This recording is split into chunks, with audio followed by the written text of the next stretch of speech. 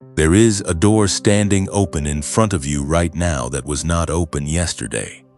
You cannot see it with your natural eyes, but your spirit has already sensed it because something in you shifted the moment this began. That door has your name engraved on it. It was not opened by luck, not opened by effort, and not opened by anything you did or did not do. It was opened by God on this very day, specifically for you. And what is waiting on the other side of that door is not what the world promised you. It is what heaven reserved for you before the foundations of this earth were ever laid. You did not stumble into this moment. Heaven did not stumble either. There is an order to what is unfolding right now, an intentionality so precise and so personal that if you could see behind the veil for just one breath, you would fall to your knees and weep with gratitude because God did not just glance in your direction today. God stopped. The Eternal One, the one who holds every galaxy in the palm of his hand, the one who breathed life into the first human and spoke the seas into the air. Borders paused and turned his gaze fully upon you, not on a nation, not on a movement, on you. And what he saw in you left even heaven stunned. Beloved, you need to understand something that religion may have never told you plainly enough. God is not just watching you from a distance with mild approval. He is not merely tolerating your journey while you stumble through the dark. No.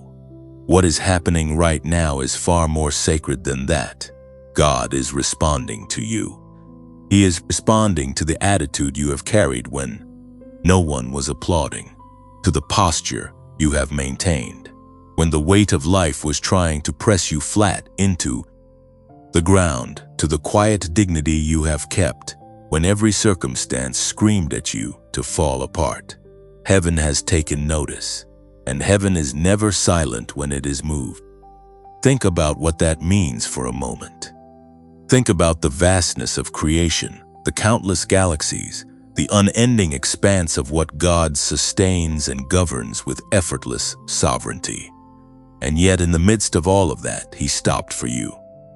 The Archangel Michael, a warrior whose name means who is like God, a being of unimaginable power who has stood in the gap between armies, who has battled darkness at cosmic levels, who has carried the weight of divine assignments through centuries of Kalamode.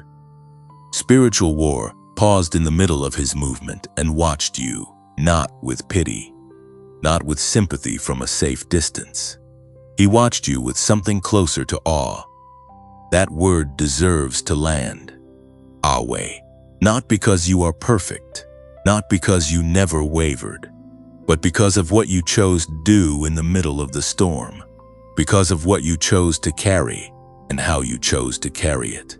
Because of the attitude that rose up out of you when everything around you was designed to destroy you. You are not like everyone else, and this is not flattery. This is a declaration that has its roots in eternity. Before your parents ever dreamed of you, before the breath entered your lungs, before you had a name that any human tongue could speak, you were known. You were chosen. Not chosen because you earned it. Not chosen because you performed well enough in a divine audition, but chosen because God saw in you something that would endure, something that would not be extinguished by pressure, something that would not bow when kingdoms fell around it. You were chosen because your spirit carries a frequency that heaven recognizes. And here is what this day is about. This is not just another video. This is not coincidence that you are here right now, hearing these words in this moment of your life. This is the door opening. This is the moment when what God has been building in the secret place begins to be revealed in the open place. Every season of hiddenness, every year that felt like burial, every moment where you cried out and the silence felt deafening, none of that was wasted. God does not waste the suffering of the ones he is preparing for something great. He deposits it, he stores it, and then he redeems it at the perfect moment with a return so extraordinary that your mind cannot yet contain it. So before you go any further, before this message unfolds and reveals everything heaven wants you to receive today, do something. Open your mouth or type it with your hands right now. Comment the number 111 below this message. That number is a sign of alignment, a declaration that you are open, that you are ready, that you have said yes to the door that has your name on it. 111 is a prophetic confirmation. Type it as an act of faith, as a spiritual agreement with what God is already moving to release over your life. Because this is not about a number. It is about what that act of agreement releases in the spiritual atmosphere around you.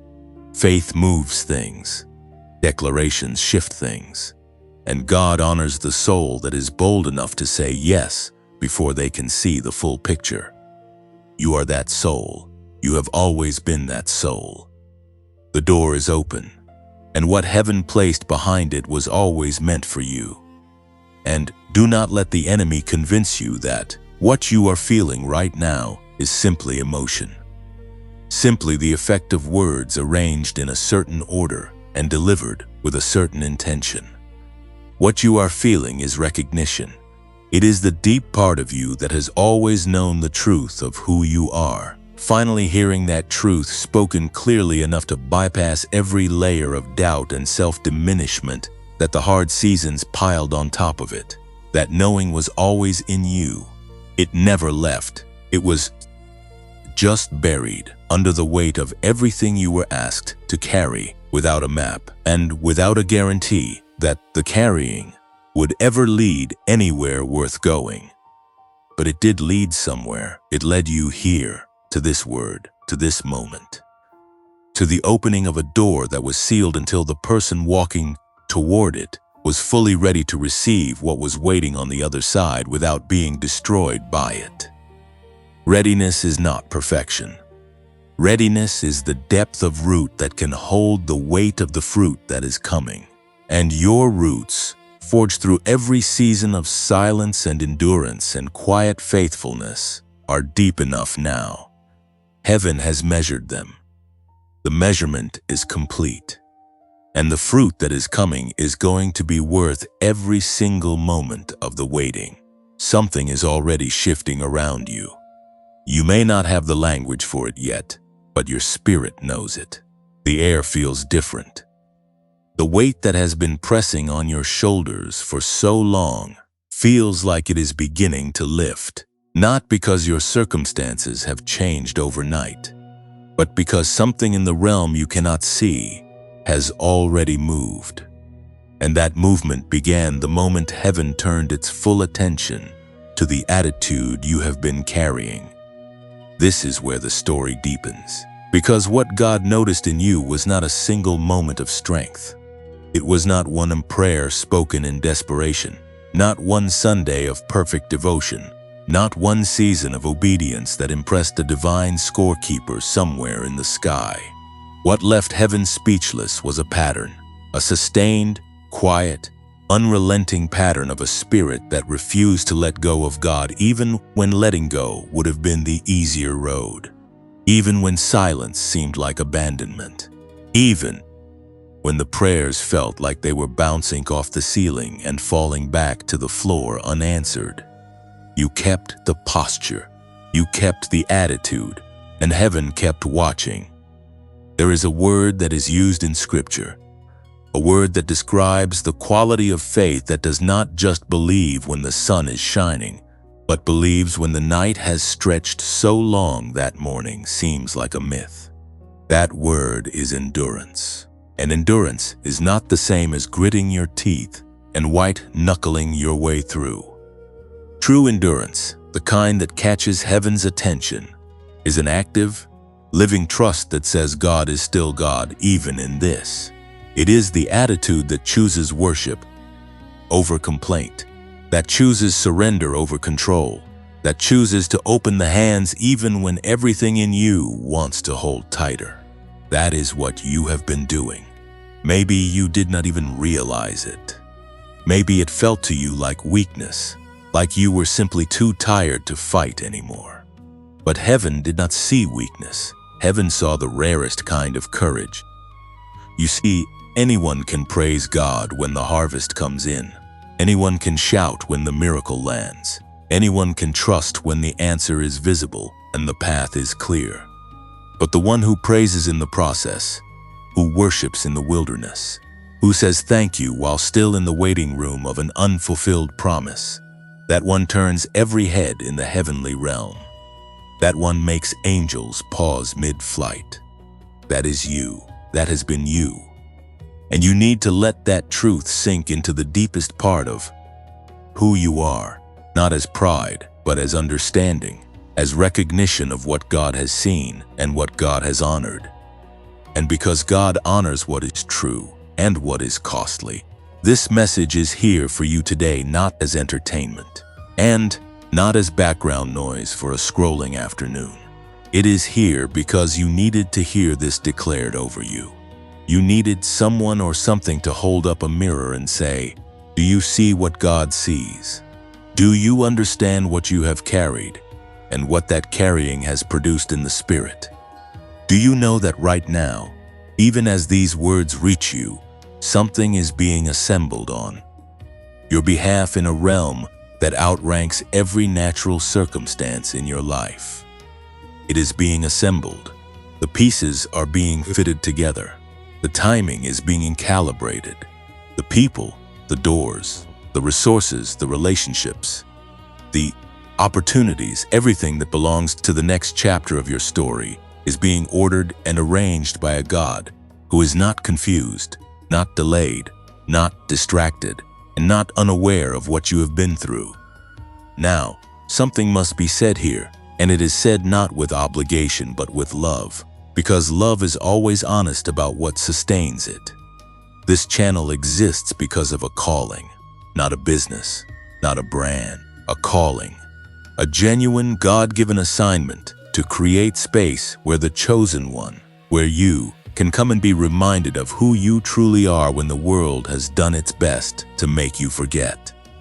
Every word spoken through this channel is prayed over. Every message is carried like something sacred, because you are sacred, and you deserve a word that honors the weight of what you carry. But here is what is also true. This channel is no longer monetized by YouTube.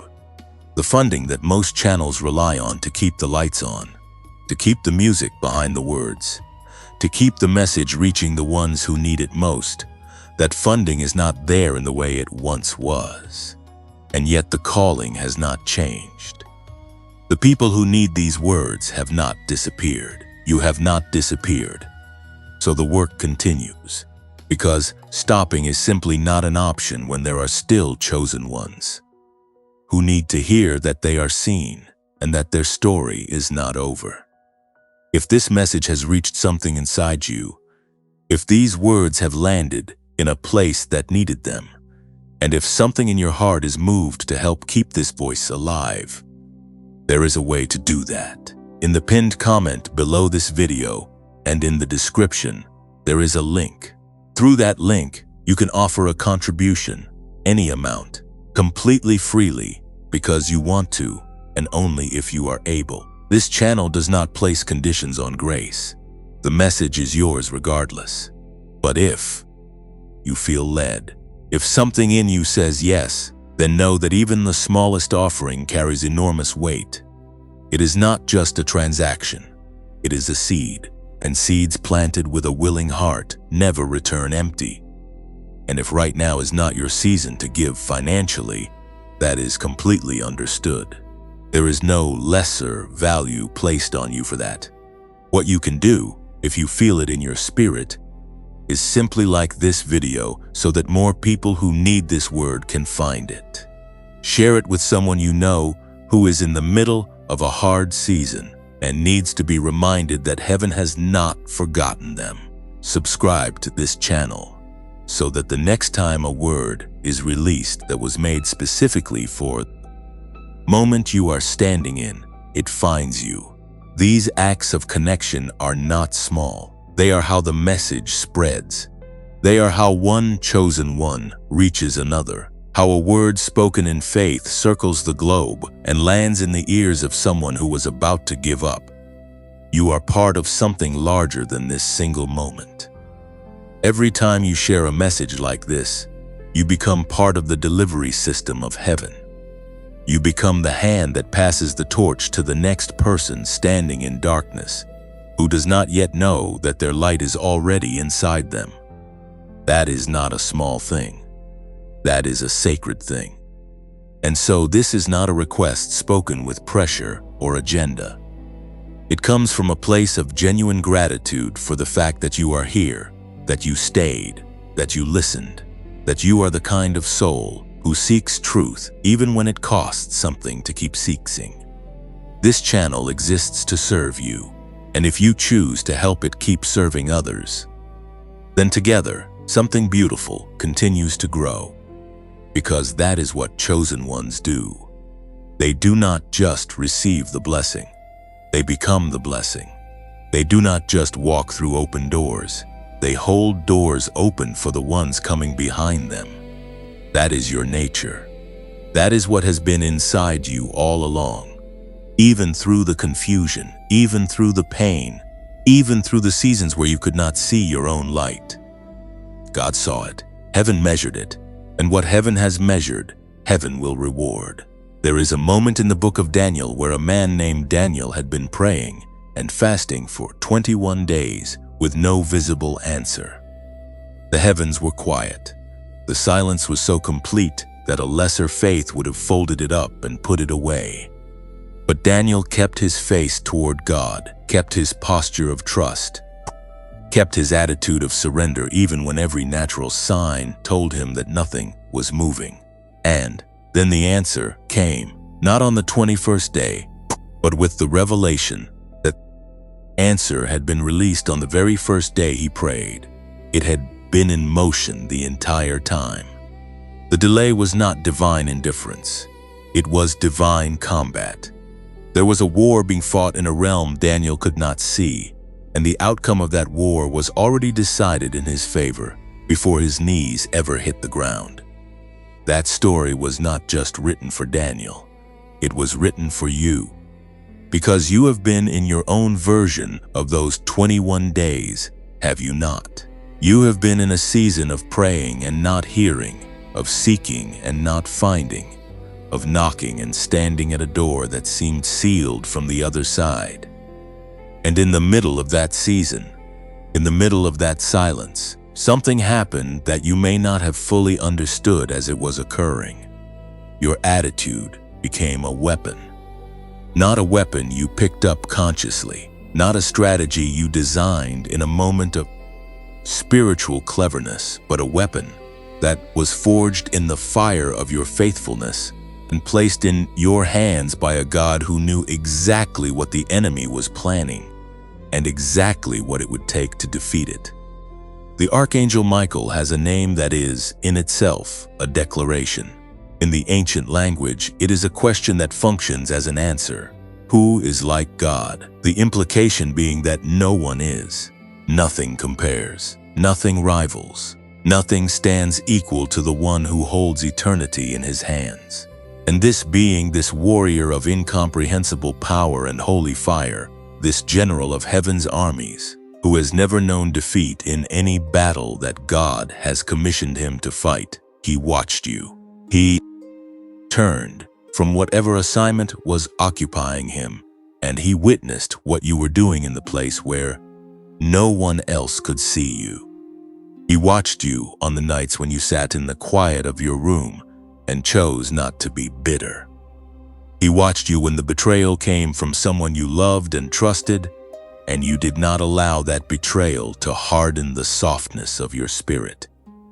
He watched you when the financial pressure was so real and so heavy that it pressed against every nerve in your body, and yet you still opened your hand to God and said, "I trust you with this." He watched you when the diagnosis came, when the relationship ended, when the door you had been standing at for years was shut in your face with a finality that felt like a verdict, and he watched what you did next. You did not curse the darkness. You did not abandon your post. You did not tear down the altar you had built in the secret place and walk away from the God who seemed to be sleeping while you suffered. You stayed. And that staying, that quiet, unspectacular, unglamorous staying, was so extraordinary in the sight of heaven that Michael, a being who has witnessed the rise and fall of empires, who has stood in the presence of God and carried the weight of cosmic assignments through ages of human history, was stunned. That word needs to sit with you for a moment. Stunned. Not impressed in the way we use that word casually, as though something was merely pleasant or above average. Stunned in the way that a being of that stature can be stunned, which means that what you did defied even a heavenly expectation. It exceeded what would have been considered the normal response of even a strong and faithful soul. What you carried and how you carried it was not the expected outcome of the pressure that was placed upon you. It was supernatural. It was the grace of God at work inside of you in a way that even the angels who deliver that grace marveled at the result. Think about what the enemy designed when he laid out the strategy against you. Think about the precision of the attacks. They were not random. They were not coincidental.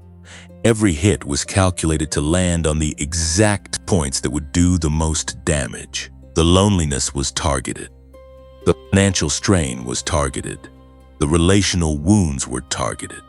The confusion about your identity and your purpose was targeted. The seasons of feeling invisible and overlooked and forgotten were not accidents of fate. They were a coordinated campaign designed by a being who has studied human nature long enough to know where the fractures form and how to widen them until something breaks beyond repair.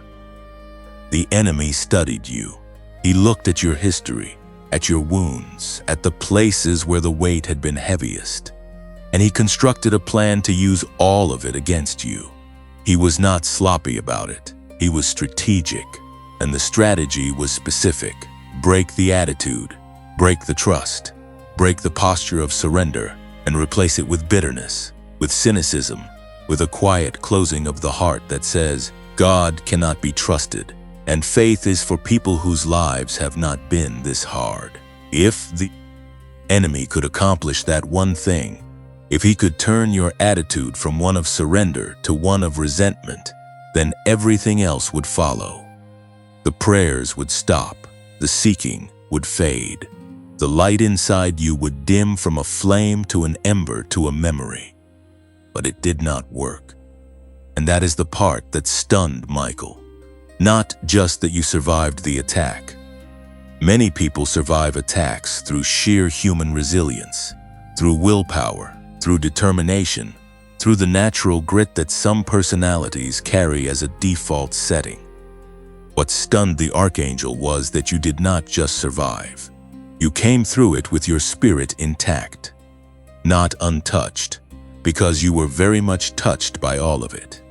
The pain was real. The tears were real. The nights of doubt were real. The moments where you whispered your fear into the darkness and wondered if any of this was worth it were real. Heaven is not dismissing any of that.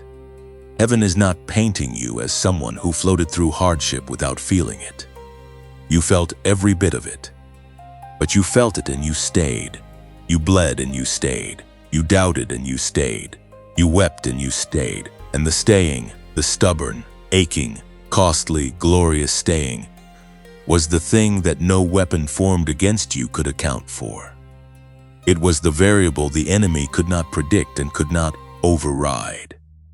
Because it was not coming from your natural strength. It was coming from something planted in you before you were born, something woven into the fabric of who you are at a level deeper than circumstance can reach, something that the fire could not burn away because it was made for the fire. You were made for the fire, not made to enjoy it, not made to feel nothing when you walk through it, but made to come out on the other side with the smell of smoke on your clothes and the gold of your character refined in ways that only the fire can produce. And that gold, that refined, purified, costly gold of a character that has been tested and has not failed, is what God and Michael and all of heaven have been watching accumulate in you. Through every season of suffering that you thought was simply loss. It was never just loss, it was always preparation. It was always the forge shaping the instrument that God intends to use in ways you have not yet imagined for yourself. Because what God is preparing you for requires the exact kind of character that can only be built through the exact kind of fire you have already walked through. You are not behind. You are not broken. You are not a project that God has given up on or set aside because the cost of finishing you became too high. You are almost ready, and heaven knows it. Michael knows it. And somewhere in the deepest part of your spirit, on the days when the noise of doubt is quietest, you know it too. There is a place in you that no one has ever fully seen. Not your closest friend. Not the person who has known you the longest. Not the one who has sat with you through the hardest nights and held your hand through the worst of it. There is an interior room in your spirit, a sanctuary hidden behind everything that the world gets to observe, where the most honest version of your relationship with God lives and breathes. It is the place where you go when the performance is over, when the mask that you wear for the comfort of others comes off, when the strength you project for the sake of those around you is finally set down, and you stand before God in the full vulnerability of who you actually are. God lives in that room with you. He has always been in that room. And what He has witnessed there, what He has heard in the prayers you never said out loud, what He has seen in the worship you offered when your voice was too broken to carry a melody, what He has felt in the surrender you gave Him on the floor of your bathroom, or the side of your bed, or the front seat of your car in a parking lot somewhere, is a treasure so rare and so precious that it has moved heaven in ways that are only now beginning to manifest in the visible world around you. This is what people misunderstand about the hidden life. They think that because no one can see it, it does not count. They think that because the private prayers are not posted, and the silent tears are not documented, and the late-night conversations with God do not have an audience, they carry less weight than the visible acts of faith that people can applaud and affirm. But heaven has a completely different accounting system. And in heaven's accounting, the private cost is the one that carries the greatest value. The worship that no one witnesses is the worship that moves God most deeply. The faith that holds on when letting go would have been both easier and more understandable is the faith that builds something in the spirit that cannot be constructed any other way. You have been building something extraordinary in the hidden place, and you did not even know it. You thought you were just surviving. You thought you were just holding on by whatever thread was still available to you on the days when the threads were running thin. But God was not watching you merely survive. He was watching a foundation being laid, stone by stone, in the dark, with no one to encourage the work and no visible evidence that the work was accomplishing anything. He was watching the making of someone whose visible life is about to reflect what the invisible life has been building for years. The scripture in Matthew chapter 6, verse 6 says that when you pray in secret, your Father who sees in secret will reward you openly. That word openly carries a weight that most people pass over too quickly. It does not mean a small, quiet acknowledgement that only you will notice. It means a visible, undeniable public reward that matches the depth of the private investment. It means that the hiddenness ends. It means that what God has been tending in the secret place comes out into the Light with a fullness and a glory that staggers the people around you, the very people who watched you struggle and wondered if you would make it through. They are about to wonder how you made it this far. And you will know. You will know that it was every morning you chose gratitude when resentment would have been justified. You will know that it was every night you chose to lay your confusion at the feet of a God you could not see, instead of allowing it to harden into cynicism. You will know that it was the private worship, the secret tears, the hidden surrender, the quiet and costly attitude of trust that no one saw and no one applauded, but that God received as the most valuable offering you could have placed on the altar of your life. Now there is something else God has seen that deserves to be spoken about plainly. He has seen your generosity. Not just with money, though He has seen that too. The giving you did when you yourself were running low. The sowing you did in seasons when the ground felt too dry to expect any kind of harvest. He has seen the generosity of your spirit. The way you showed up for people who did not always show up for you. The way you kept a soft heart in a world that rewarded hardness. The way you poured encouragement into others during the very seasons when you yourself were desperate to be encouraged. That kind of generosity does not go unrecorded. It does not disappear into the atmosphere unrewarded. It accumulates, it builds. And God, who is the most generous being in all of existence, responds to a generous spirit with a generosity that no human mind can fully anticipate. He is about to respond to yours. And speaking of generosity, something must be said here that comes not from obligation, but from a genuine and open heart. This channel, this space where these words are crafted and released and sent out into the world to find the ones who need them the most, is sustained by a community of people who believe in what it is doing. People like you, people who understand that a word spoken at the right moment can be the difference between someone giving up and someone holding on long enough to see the morning. This channel is no longer earning income through YouTube. The path that most creators rely on to sustain the work has closed for this channel. And yet the calling has not changed. The assignment has not been revoked. The chosen ones who need these words are still out there, still searching, still needing to be found by a message that sees them the way God sees them. So the work continues, because love does not stop when the funding gets uncertain, and purpose does not dissolve when the path gets harder to walk. If something in these words has reached you today, if this message has touched a place that needed touching, and if your heart feels moved to help keep this voice alive, then know that there is a way to do that. In the pinned comment beneath this video and in the description, there is a link through which you can offer support.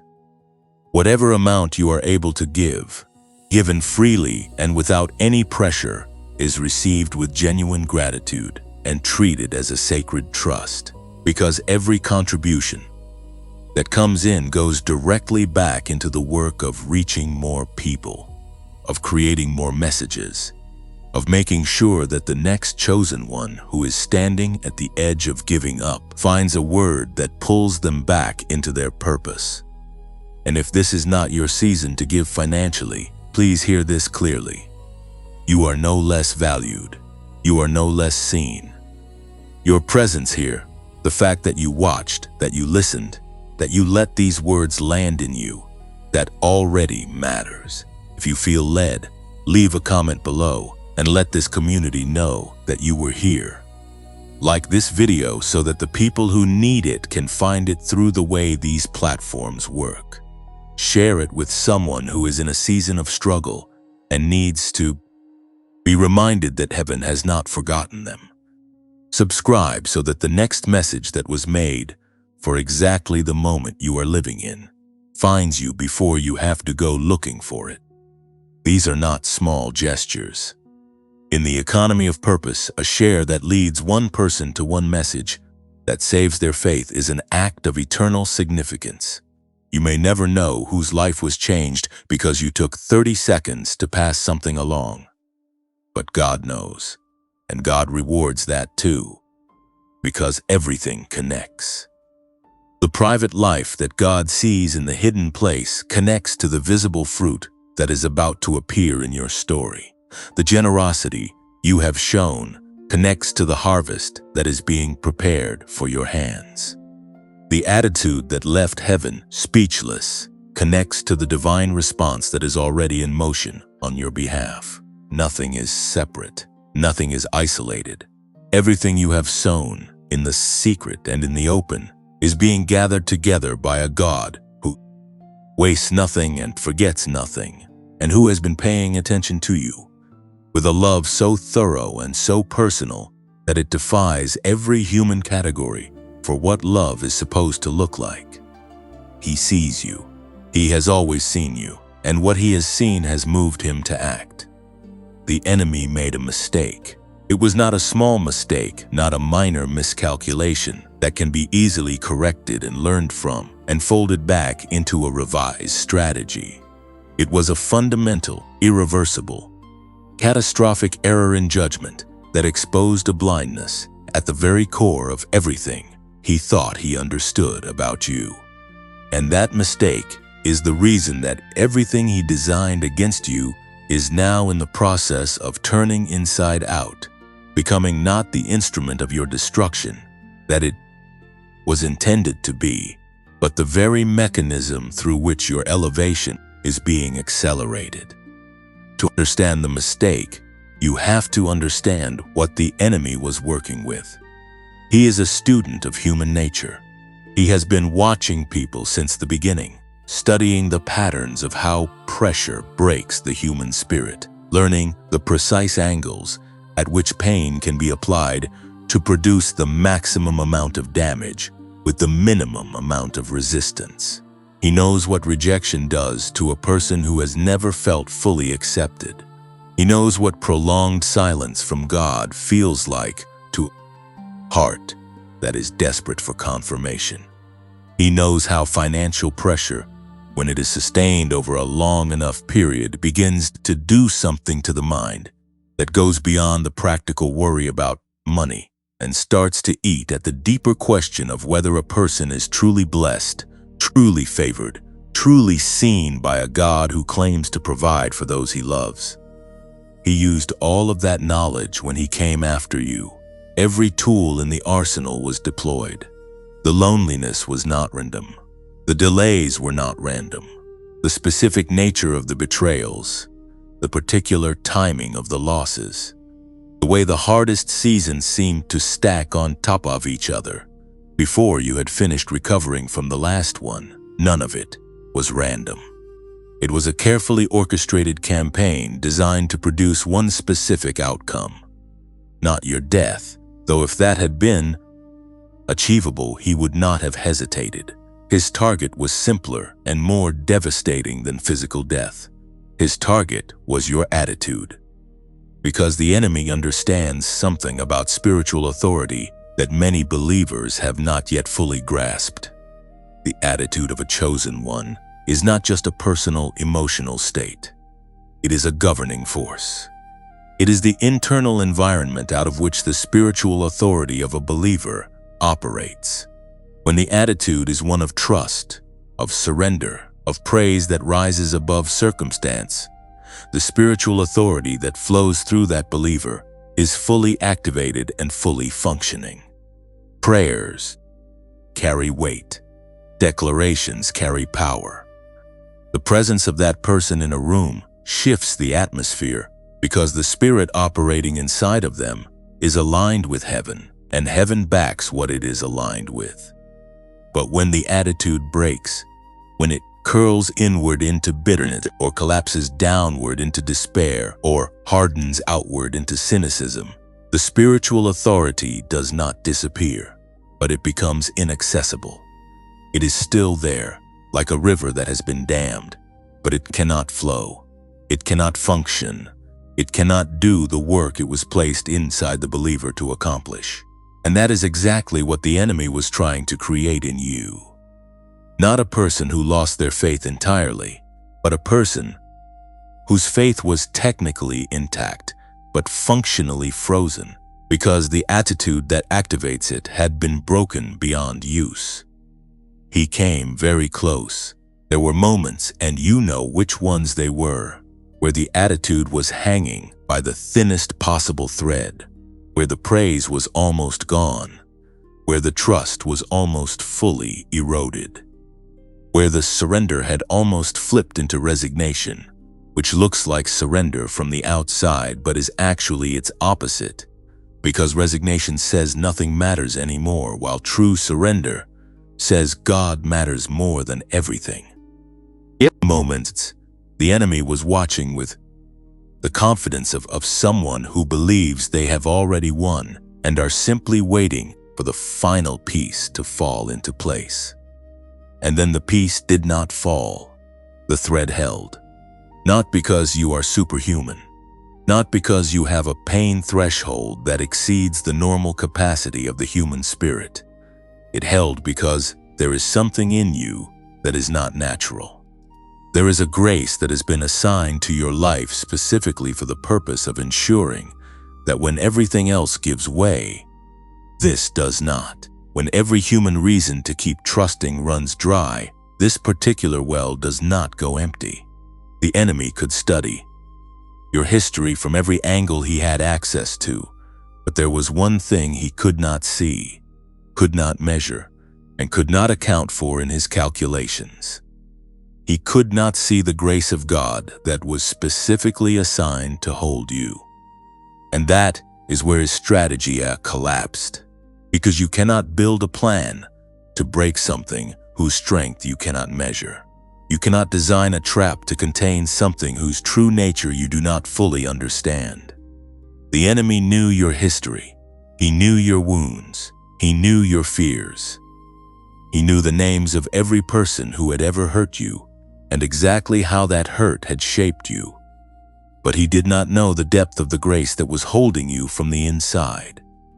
He did not know how far down the roots of your faith went, because the roots were deeper than even you knew, deeper than the pain could reach, anchored in a place that no storm has access to, because it exists in a dimension that operates above the level where storms form. So every weapon misfired, not because the weapons were weak. Some of them were extraordinarily powerful. Some of the things that were sent against you would have dismantled a less deeply rooted life, completely and permanently. The weapons were strong, but they hit something stronger. They hit a life that had been prepared by God for exactly this level of assault, a life in which the grace to endure was not merely available, but already active, already working, already doing in the invisible what the enemy needed it to fail to do if his strategy was going to succeed. Every trap collapsed for the same reason.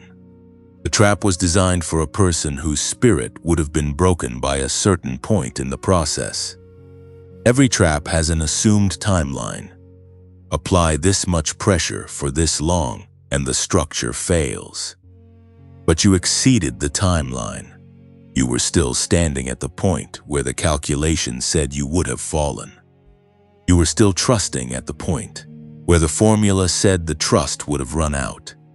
You were still worshiping at the point where the model said the worship would have died. And when the trap closes on empty air, it does not just fail to catch what it was aimed at. It exposes itself. It reveals its own design, and a revealed trap can never be reset. Every strategy the enemy had built around your life is now exposed. The blueprint is visible to heaven. The methods are known. The angles of attack have been identified by the very God who allowed enough of the assault to come through, that your character would be forged, but who never once released his hand from the reins of how far any of it was permitted to go. God was governing the pressure the entire time, not causing the evil, but superintending its limits, ensuring that what was meant to destroy you was never allowed to exceed what His grace had already equipped you to survive. And now that the strategy has failed, now that the weapons have misfired, and the traps have closed on empty air, and the design timeline for your collapse has come and gone without your collapse, something remarkable happens in the spirit. The territory that the enemy occupied in the narrative of your life begins to be transferred. The ground he thought he had claimed through your suffering begins to shift back. The losses that felt permanent begin to be reclassified by heaven as seeds. The delays that felt like denials begin to be revealed as protection. The closed doors that broke your heart begin to open from the inside, not because they were the wrong doors, but because the season for them had not yet arrived, and God was keeping them sealed until you were fully ready to walk through them without losing what you had built in the wilderness. You are fully ready now. Heaven has assessed you, and the verdict is readiness. The fire has done its work. The forge has produced what it was designed to produce. The season of hiddenness is ending, not because God forgot to end it sooner, but because it could not end until the preparation inside it was complete. It is complete. Heaven moves in response to many things. It moves in response to prayer, to repentance, to faith declared in the face of impossibility, to the blood of the covenant that purchased access to a throne room that no human merit could ever have unlocked on its own. But there is something that moves heaven that is rarely talked about with the depth it deserves, something that goes beyond the mechanics of prayer and the formulas of faith into a territory that is more personal, more intimate, more rooted in the nature of who God is and how He responds to the ones He loves. Heaven moves in response to character, not performance, not achievement, not the accumulation of religious activity or the length of a prayer list or the number of chapters read in a morning devotion.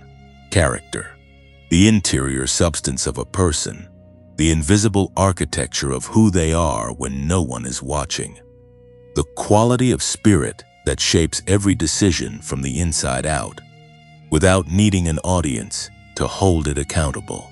That is what moves heaven, and that is what you have been building, whether you recognized it as building or experienced it as simply enduring through every season of your life that tested the deepest layers of who you are. The connection between character and divine movement is one of the most underestimated realities in the life of a believer. People spend enormous energy asking God to move in their circumstances while giving relatively little attention to the interior work that positions them to receive and sustain what they are asking for. They want the miracle, but not the making. They want the promotion, but not the preparation.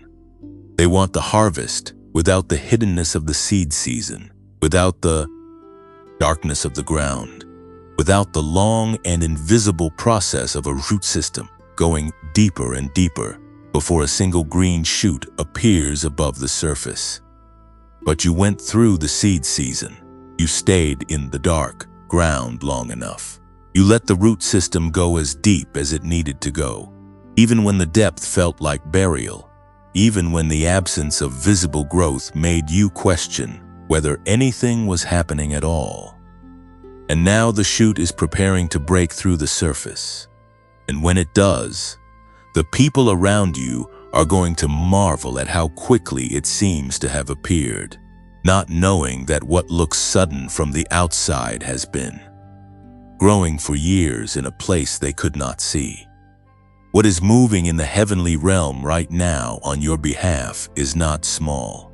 This is not an incremental adjustment in your circumstances. This is not a minor course correction that will produce a slightly improved version of the life you have already been living. What is being released in response to your character, to your attitude, to the spirit you have carried through everything that was designed to destroy it. is a movement of God that will require you to expand your thinking about what is possible for your life, because what God is preparing to do in and through you exceeds the categories you have used to define yourself up until now. Think about what it means that God Himself was moved by what He saw in you. Think about the implications of that reality for your life going forward. If your attitude in the wilderness moved the heart of God, what do you think the response of that same God looks like when He decides to act on what moved Him?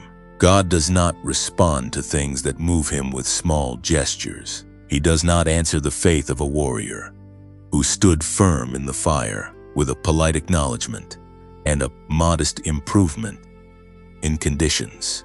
When God is moved to respond, the response carries the full weight of who He is: infinite, sovereign, generous beyond any human capacity to fully receive or comprehend.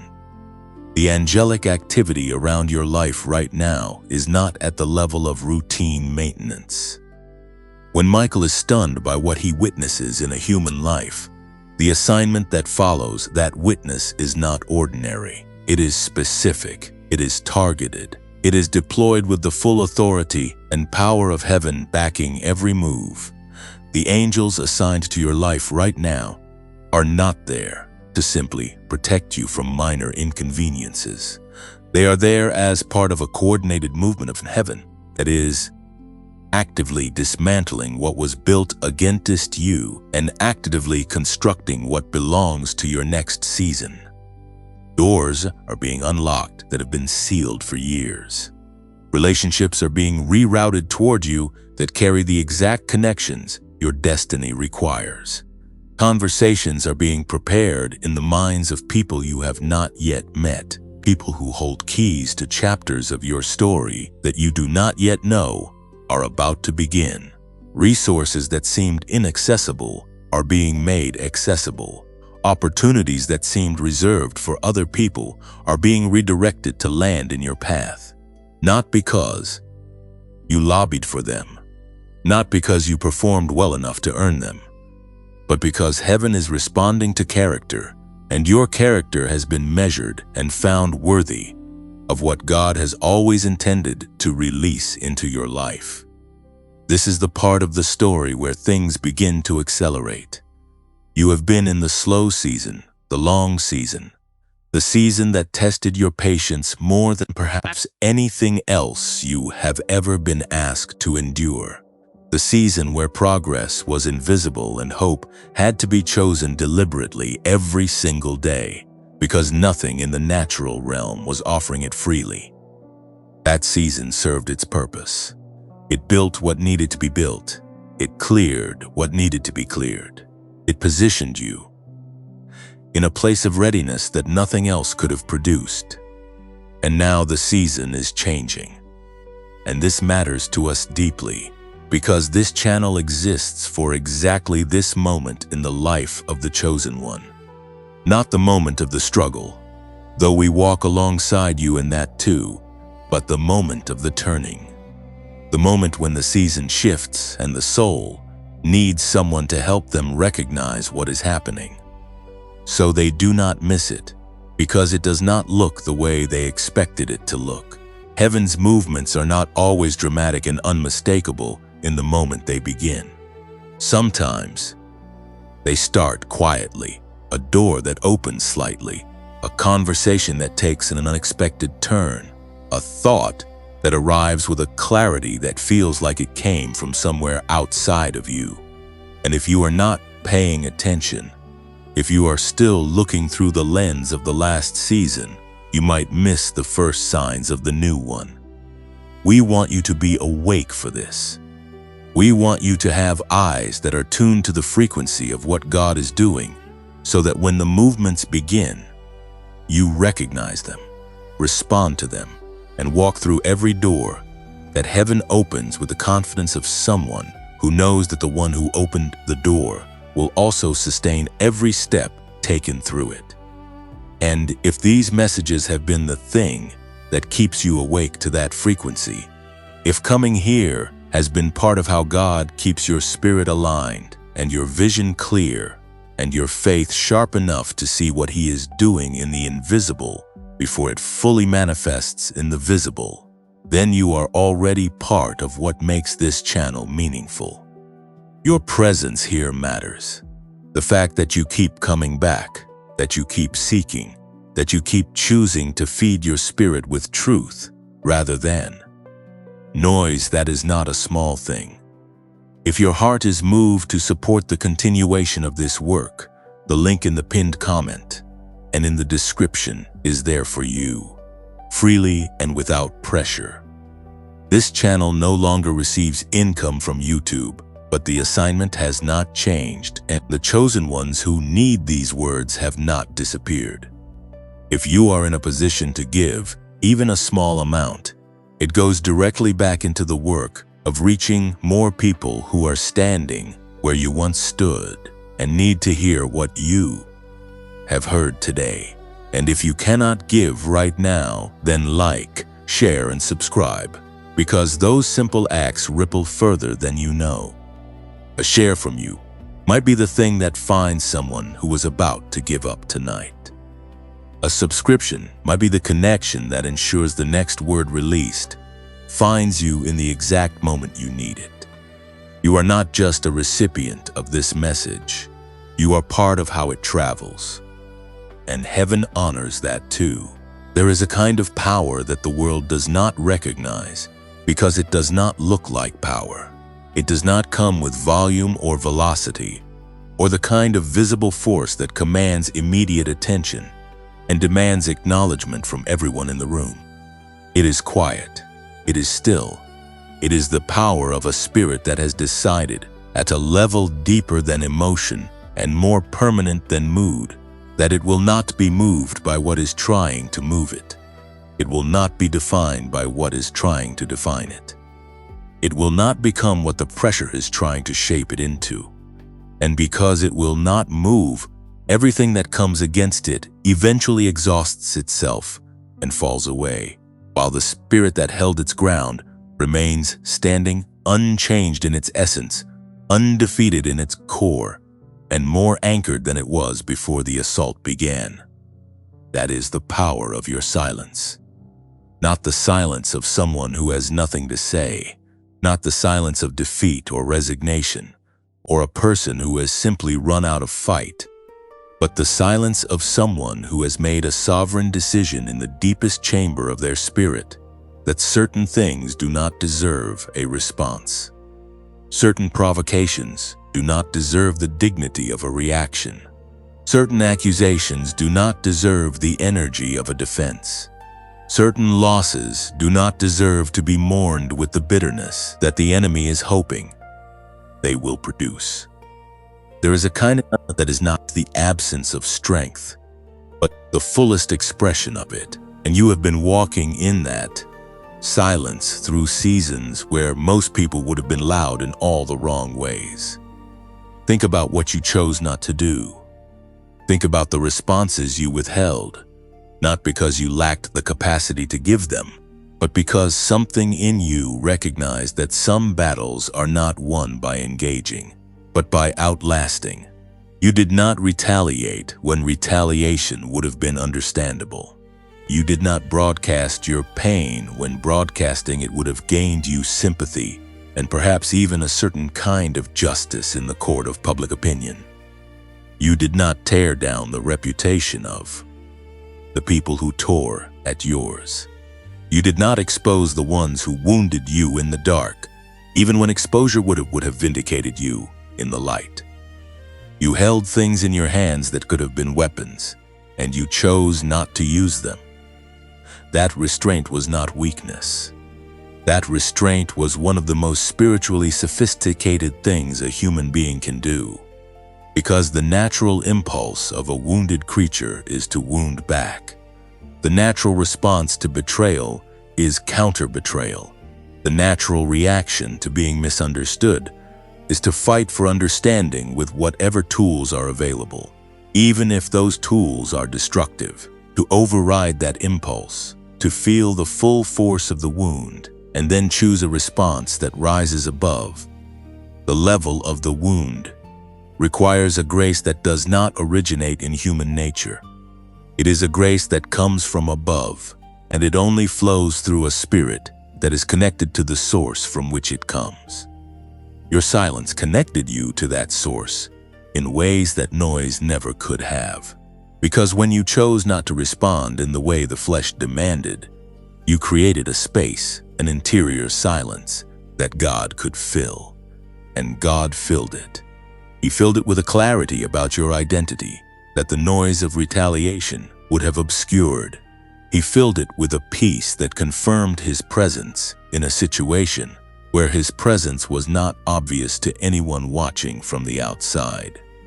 He filled it with a strength that accumulated quietly, invisibly, steadily, like interest building in an account that no one knew existed, until the total became something that will shock even you when you finally see the full number.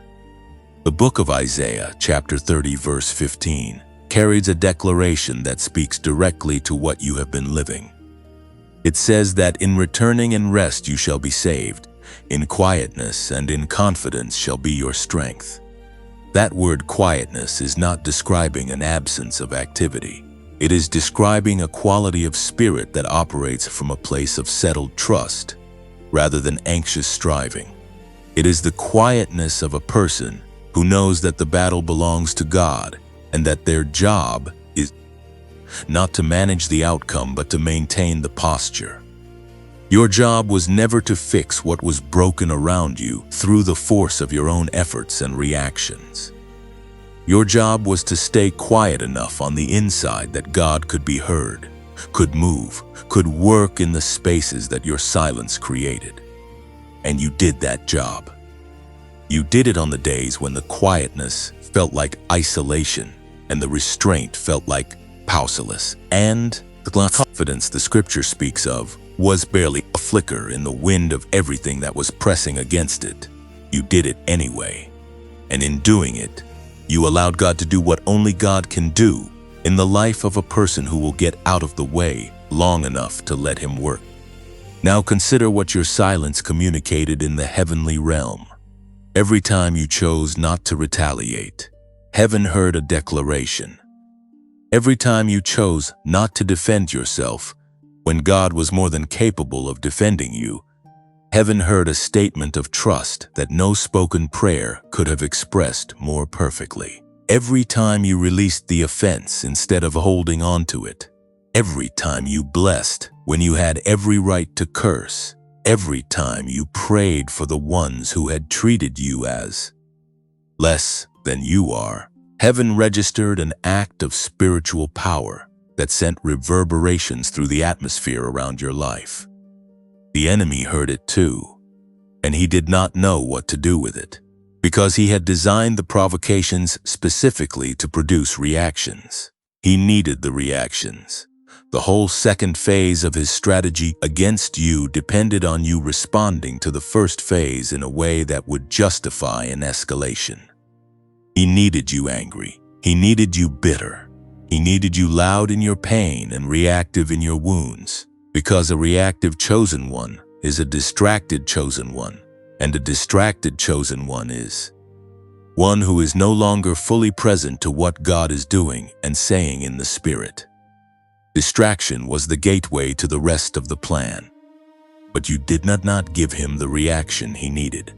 You stayed quiet, and without the reaction, the second phase had no foundation to build on.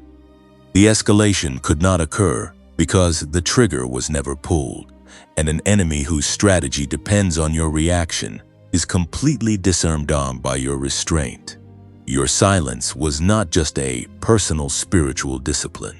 It was a tactical defeat of a plan that had been constructed with precision and deployed with confidence. Your quietness dismantled it, without you ever having to raise a hand. There is something else your silence did that deserves to be named clearly. It spoke. Not in the way that words speak, not in the way that a well-constructed argument speaks or a passionate declaration speaks, but in the way that only actions of the Spirit can speak, at a frequency that bypasses the intellect and goes directly to the soul of everyone who witnesses it. The people around you who watched you go through what you went through and remain who you are on the other side of it. They were marked by that. They may not have had language for what they observed.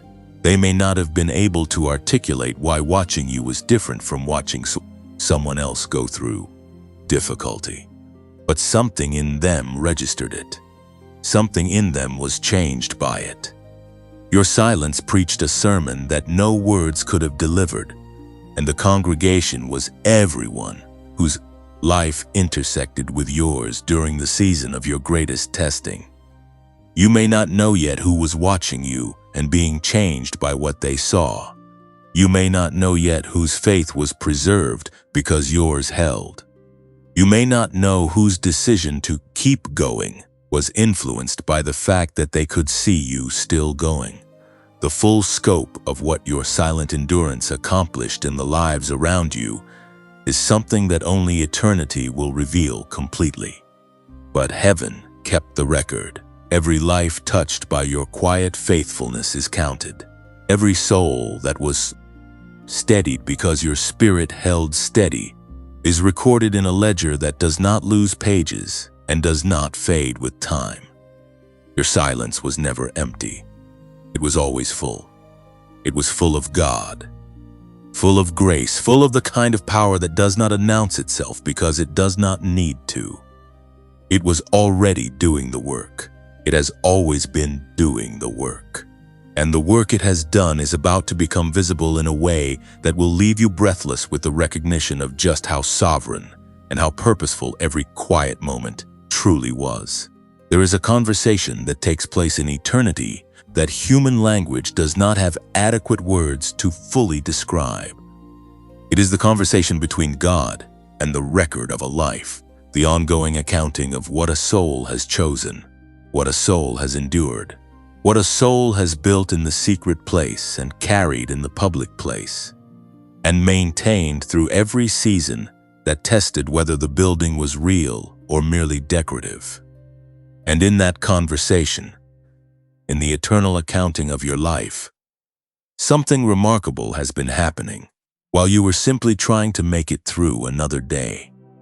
Measurements have been taken, assessments have been made, and the verdict that has come back from heaven's evaluation of what you have carried and how you have carried it is one that is now being translated into something tangible, something visible, something that will manifest in the dimensions of your life that you can touch and see and walk around in. Crowns are being fitted, not as metaphor, not as poetic language designed to make you feel good for a moment, before the feeling fades and reality reasserts itself in all its familiar weight, but as a genuine declaration of what is occurring in the spiritual realm around your life right now. The book of Revelation speaks of crowns not as symbols of achievement, in the way the world understands achievement, as trophies awarded to the fastest or the strongest or the most visibly successful, but as rewards given to those who endured, who overcame, who remained faithful to the assignment they were given, even when faithfulness cost them everything that the world told them they should hold on to. The crown of life is promised to the one who endures under trial. The crown of righteousness is prepared for those who have loved the appearing of God and have kept their hearts turned toward heaven through every season that tried to turn them elsewhere. You have been that person, and the crown that is being prepared for you is not a generic reward handed out indiscriminately to everyone who went to church and said the right prayers and avoided the most visible sins. It is a specific, personal, precisely calibrated reward that reflects the exact nature of what you gave and what it cost you to give it. God is not a God of generalities when it comes to honoring His people. He is intimate. He is specific. He knows the name of every sacrifice you made, and the price tag attached to each one. And the reward he is preparing matches the investment with an accuracy that will take your breath away when you finally see the correspondence between what you gave and what you are given in return. Think about the specific things you laid down. Think about the relationships you released when holding on would have meant compromising who you are. Think about the opportunities you walked away from because they would have required you to betray the values that God built into the foundation of your character. Think about the version of yourself that the world was trying to create, the more accommodating, more palatable, more strategically compromised version that would have opened certain doors faster and smoothed certain paths more efficiently. And think about how you refused to become that person, even when the cost of refusing was high. Every one of those refusals was an act of integrity that heaven received as an offering. Every time you chose who God made you to be over who the world needed you to become, you added to the weight of glory that is being prepared to rest upon your life. And it is not only the eternal crown that is being fitted. There are earthly manifestations of heaven's honor that are being prepared and positioned in the natural realm right now, because God's rewards are not exclusively reserved for the afterlife. The scripture is filled with the testimony of people whose faithfulness in the hidden season produced a visible transformation in their circumstances that was undeniable and unmistakable to everyone around them. Joseph came out of the prison into the palace not gradually, but suddenly, not partially, but completely, not with conditions and qualifications, but with a fullness that corresponded to the fullness of what he had endured and maintained through 13 years of being misunderstood, betrayed, and forgotten. Ruth went from gleaning at the edges of a field that belonged to someone else to owning everything that belonged to the man who saw her character before he knew her history. Esther went from obscurity to a position of influence that saved an entire people, not because she was the qualified candidate by the world's standards, but because her character was equal to the weight of the assignment that was waiting for her. These are not ancient stories preserved for historical interest. They are templates. They are previews of a pattern that God repeats in every generation for the ones whose lives align with the conditions of those stories. And your life has been aligning with those conditions through every season of endurance, every moment of maintained integrity, every choice to trust when trusting made no logical sense given what your circumstances were showing you. The fitting of the crown means that the measurement has been completed. It means that what you are being prepared to carry has been assessed against what you have already demonstrated you can carry, and the assessment has come back with a confirmation. You are ready for this.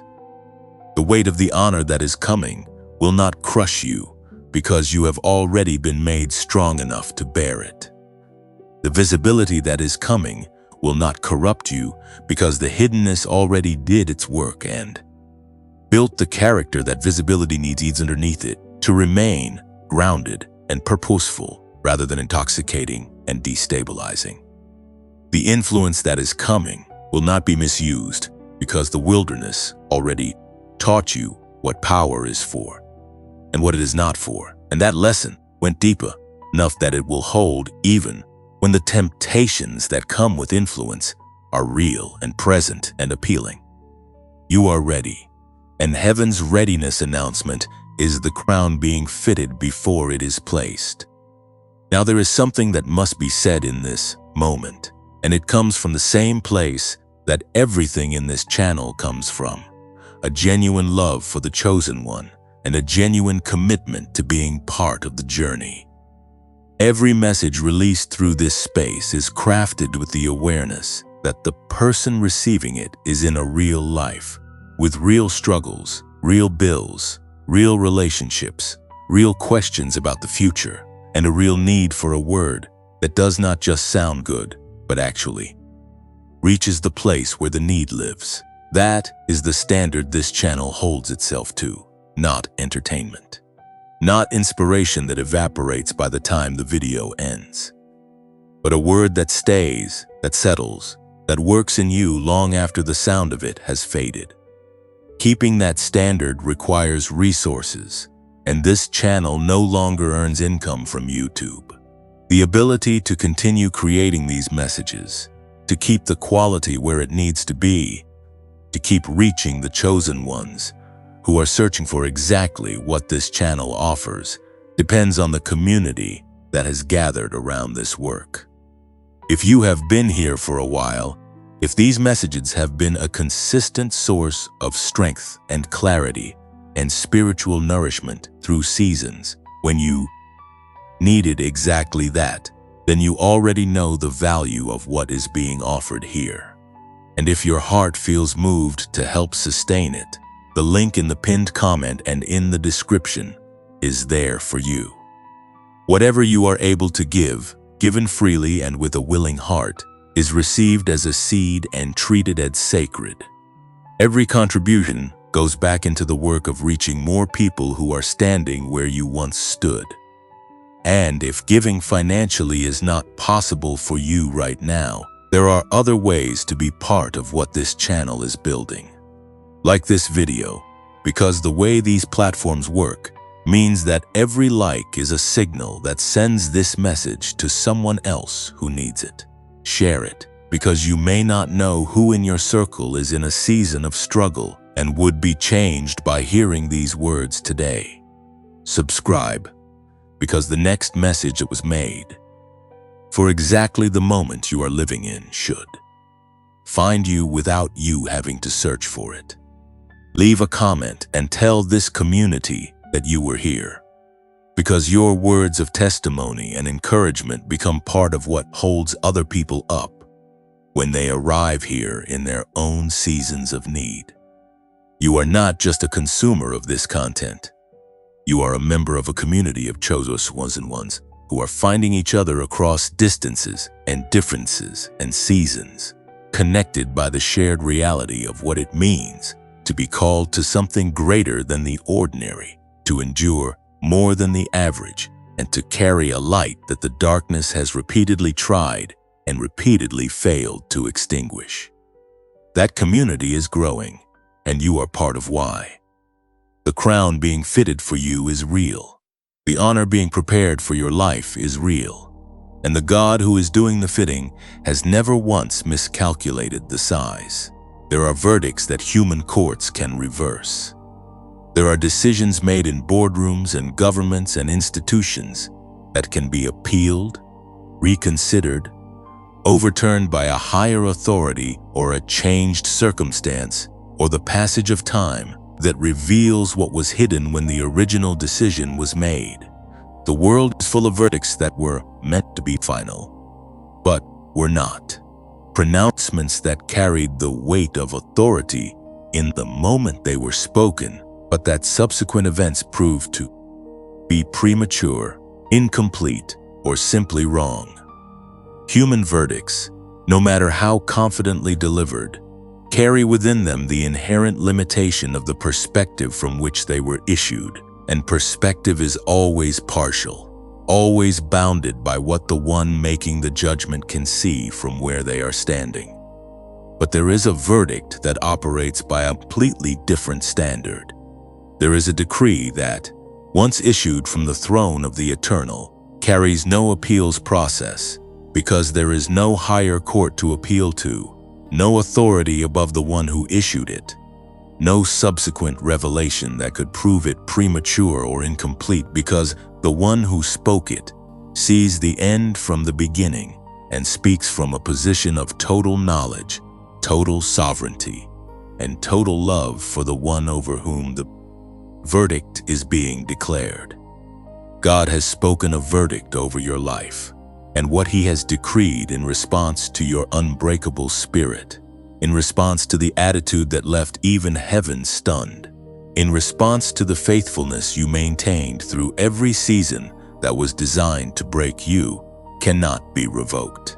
It cannot be overturned. It cannot be delayed beyond the moment that heaven has set for its manifestation.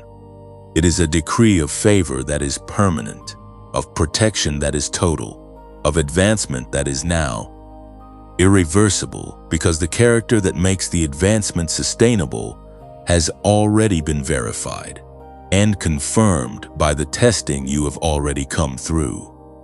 What does that decree sound like? It sounds like Isaiah chapter 54, verse 17, which declares that no weapon formed against you shall prosper, and every tongue that rises against you in judgment you shall condemn. But hear it not as a promise waiting to be claimed, but as a reality already established, already operative, already functioning in the realm where the true outcomes of your life are being determined. The weapons have been formed. You have seen them. You have felt the impact of some of them, but none of them have prospered. Not one has accomplished its ultimate design, which was your destruction. They have caused pain, yes. They have caused delay, yes. They have caused losses that were real and costs that were significant. But they have not prospered in the ultimate sense because you are still here. Your spirit is still intact. Your faith is still alive. And the one the enemy needed to destroy in order to succeed is standing, still breathing, still believing, still moving forward into a future that cannot be taken from you. The decree also sounds like Jeremiah chapter 29, verse 11, which declares that God knows the plans He has for you, plans for welfare and not for evil, to give you a future and a hope. But again, hear it not as a vague reassurance for an uncertain future, but as a specific, already designed blueprint for a life that God has been constructing on your behalf through every season you thought was simply falling apart. The falling apart was never random. It was architectural. Things were being deconstructed that needed to be deconstructed so that what God was building could go up on a foundation that would hold the weight of it. The losses created space. The closed doors redirected the path. The painful endings cleared the ground for the beginnings that could not have come while the old things were still standing in the way. The decree sounds like Romans chapter 8, verse 28, which declares that all things work together for good for those who love God and are called according to His purpose. All things. Not the comfortable things, not the things that made sense, not the things that you would have chosen if the choice had been yours, but all things, including the ones that broke your heart, including the ones you are still processing, including the ones that you still do not fully understand and may not fully understand until eternity gives you the perspective that time and limitation have withheld from you in this season. All of it is working. All of it is being woven together by hands that do not drop threads and do not make mistakes and do not lose track of where the pattern is going, even when every individual piece looks like chaos to the one living inside it. You are living inside the tapestry. God is looking at it from above, and from above, it is already a masterpiece. The protection that is part of this decree is not passive. It is not the protection of a God who simply ensures that certain things do not reach you. It is the active protection of a God who positions Himself between you and what is coming against you, who dispatches heaven's most capable warriors to the fronts where the battle is most intense, who governs the permission given to every force that would try to exceed its authorized limit in your life. Psalm 91 declares that He will command His angels concerning you to guard you in all your ways. That commandment is active. Those angels are deployed. The guard around your life right now is not symbolic. And the advancement that is part of this decree is not the slow, incremental progress of someone climbing a ladder one rung at a time, through years of effort and strategy and perfect execution of a plan. It is the advancement of someone whose season of preparation has ended and whose season of manifestation has begun, which means the pace of what unfolds next will feel disproportionate to the pace of what came before. Things that should have taken years will happen in months. Connections that should have required elaborate networking will arrive as if from nowhere. Provision that should have demanded a complex and sustained effort to produce show up for both in ways that bypass every natural explanation and demand a theological one. This is what the verdict of heaven looks like when it manifests in the natural realm. This is what the favor of God looks like in the life of someone whose character has been measured and whose spirit has been found unbreakable. It looks like suddenness. It looks like disproportionate blessing. It looks like the kind of transformation that makes the people who watched you struggle sit up and take notice, not of you in a way that inflates pride, but of God in a way that increases faith. Because what is about to happen in your life cannot be explained by talent alone or timing alone or strategy alone. It can only be explained by grace, divine, purposeful, personally calibrated grace. And right now, in this moment, as this decree is being declared over you through these words, something is being activated in the spiritual atmosphere around your life. A response is being triggered. A movement is beginning that will show up first in ways that only you will notice. Small confirmations, subtle shifts, unexpected moments of clarity and peace and provision that feel like heaven tapping you on the shoulder and saying, "I see you, I have you, watch what I am about to do." Be awake for those moments. Do not dismiss them as coincidence. Do not explain them away with the skepticism that difficult seasons can produce in even the most faithful of spirits. Receive them as what they are, the first visible signs of a verdict that was issued in eternity beginning to land in time. Each small confirmation is a preview of something much larger. Each unexpected open door is an advanced signal of a season of doors. Each moment of unexpected peace is a foretaste of a life that will increasingly carry the signature of God's active, engaged, personal presence in every dimension of it. In response to everything that is being released over you right now, do one simple thing. Type these words in the comments below. Type, "My season has turned." Those 4 words are not just a statement. They are a declaration. They are your spirit agreeing with what heaven has already decreed. They are your voice joining with the verdict that God has spoken over your life. And declarations of agreement with heaven carry power that ripples outward in ways that shift the atmosphere, not just around you, but around everyone who reads your words and finds in them the courage to make the same declaration over their own life. You are not just speaking for yourself. You are starting something. Type it. "My season has turned." Let heaven hear you agree. Everything that has been spoken over you through this message carries the weight of what heaven has already established. Every declaration, every revelation, every word that landed in a place inside you that recognized it as true before your mind had time to analyze it. All of it has been pointing to this moment, this final gathering of everything into a single, unified understanding of who you are and what is now being released over your life. You did not come this far by accident.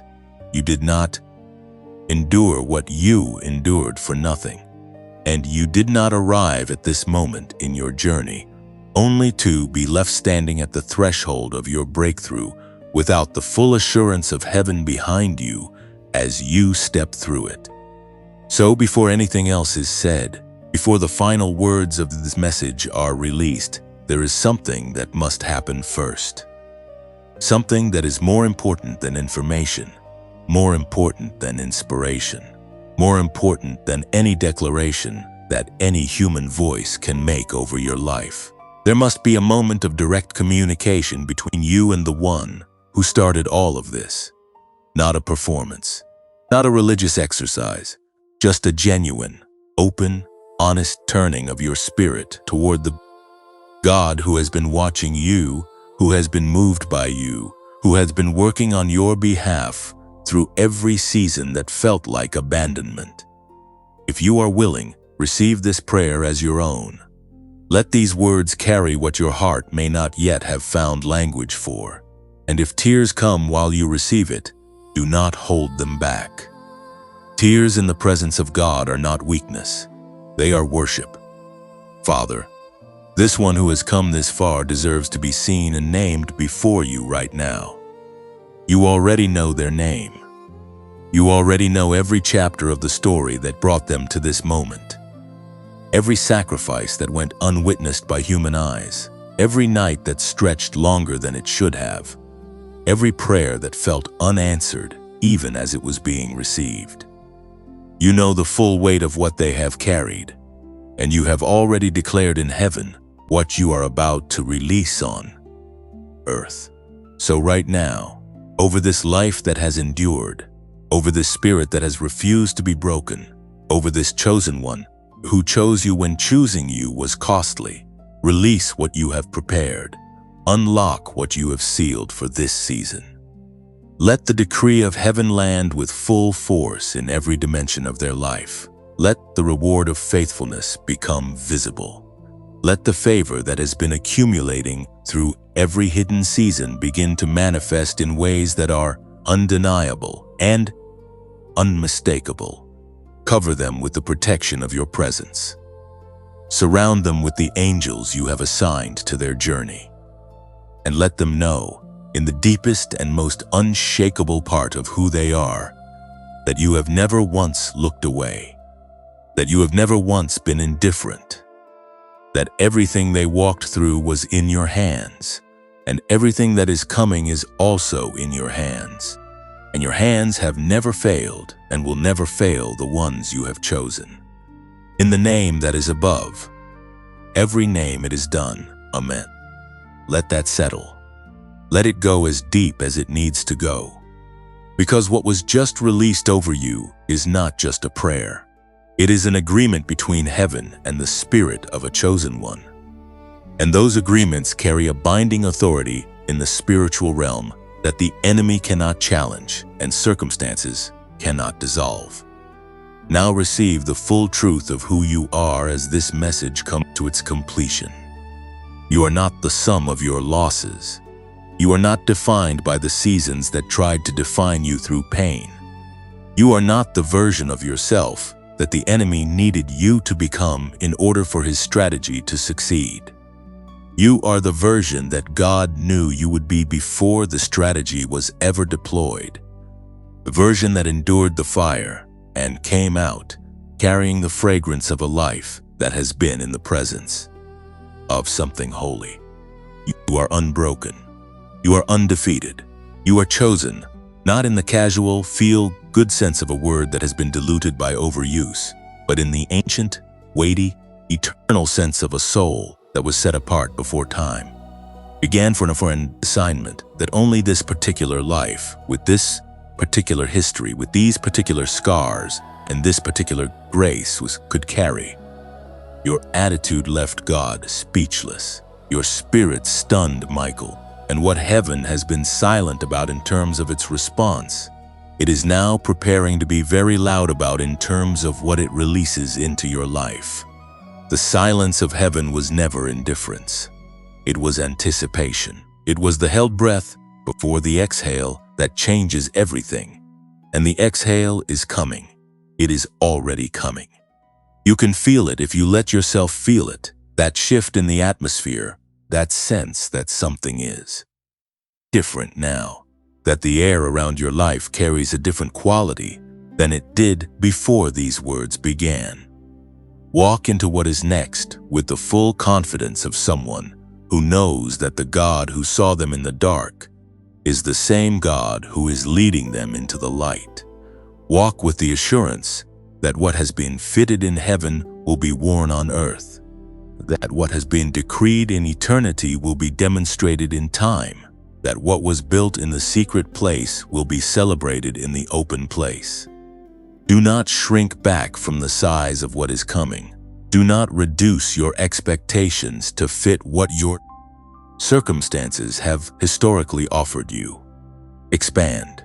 Receive. Say yes to the largeness of what God has prepared for a life that gave him everything it had, even when everything it had did not feel like much. You were made for this moment, and this moment was made for you.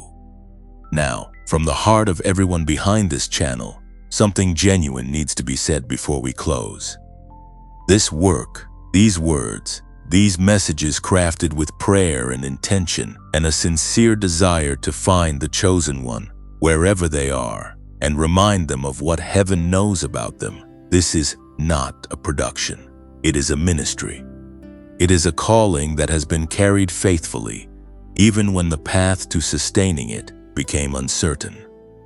YouTube made the decision to remove monetization from this channel. That decision did not remove the calling. The chosen ones who need these messages did not disappear when the income did. So the work continues, entirely by faith, entirely for the sake of the people who arrive here in their darkest seasons and need to hear that heaven has not forgotten them. Every video released now is released as an act of pure ministry, with no financial return from the platform, sustained only by the grace of God and the support of a community that believes in what this channel is doing. If these words have been part of how God has spoken to you, if coming to this channel has been part of how He has kept your faith alive and your spirit oriented toward truth through difficult seasons, and if your heart is moved to help make sure these messages keep reaching the people who need them most, then there is a way to participate in that. The pinned comment beneath this video and the description contain a link through which you can offer a contribution freely, without pressure, in whatever amount reflects what this has meant to you. There is no minimum. There is no obligation. If you are led to give with a joyful heart, knowing that every seed sown into genuine ministry returns with a harvest that reflects the faithfulness of the God who receives it. And know that your gift, whatever its size, goes directly back into the work of reaching more chosen ones who are searching for exactly what you found here. And if this is not your season to give financially, then be part of this in the ways that are available to you. Like this video so that the platform carries it to someone who needs it today. Share it with someone in your life who is in the middle of a hard season and needs a word that sees them the way God sees them. Subscribe so that the next message released for the exact moment you are standing in finds you without delay. Leave a comment and let this community know you were here, because your words of testimony strengthen the faith of everyone who reads them. You are not just a viewer. You are part of what this channel is. You are part of how the word travels, and every act of generosity, whether it is financial or simply the generosity of your time and your share and your comment, is an act of faith that God honors with the same precision and the same love with which He has honored everything else you have given Him through the seasons of your beautiful, hard, chosen, and extraordinary life. Thank you for being here. Heaven knew you would be.